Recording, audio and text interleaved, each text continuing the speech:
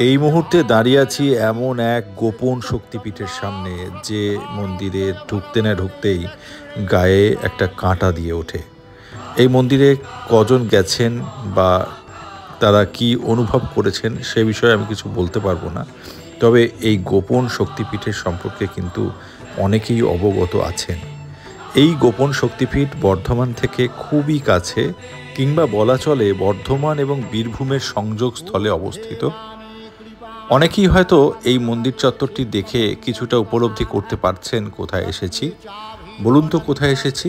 যদি না পারেন তাহলে মায়ের ভিডিওটা দেখে নিন। এই মাকে বলা হয় সকলের মঙ্গলদাত্রী, মা নলাটেশ্বরী।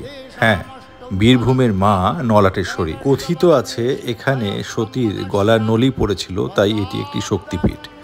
এখানে গেছেন কখনো? কমেন্ট করে জানান।